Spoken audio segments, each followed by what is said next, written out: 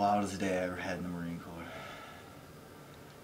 Well, we had I was in a small man team, and it was our job to go out and find IEDs, figure out how the enemy would use them, remake them so they couldn't figure it out, and then we would have to. It's like a giant cat and mouse game. There was a town called Nowzad, and it was a really bad part of Afghanistan, and we kept on losing people pretty much every hour. We would have a double amputee, so they sent our 6-man team up there via helicopter, and just to pretty much figure out what was going on, why too many people were getting killed. Well, as we were flying in, our helo got hit first off, so we were about 30 feet off the ground, dumping gear out the back while we were taking fire, middle of the night.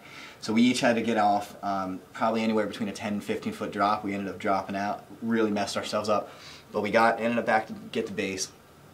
I'd say it wasn't 2 hours into it that a suicide bomber hit the front of the base. Everyone ran out in their boxers, Kevlar, just started shooting the town. It was in the middle of a giant ghost town, so we started shooting the town. Next thing we knew, we were trying to get to sleep, and we started getting hit with mortars, and this was all going on within like a half an hour, 45 minutes of us just getting there.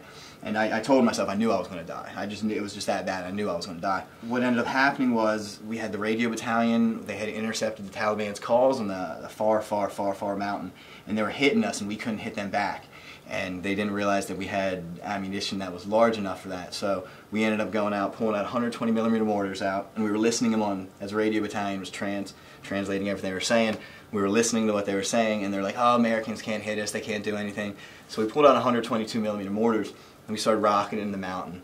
And the only thing we heard over the radio was just crying and screaming, and it was just one of the best things. I'm getting goosebumps right now. It was just one of the best things that ever happened. There was just a very, very bad terrorist team working out in Nowzad that ended up killing about 80 of our guys, a lot of double amputees, and within about a week and a half of us being there, we got rid of them.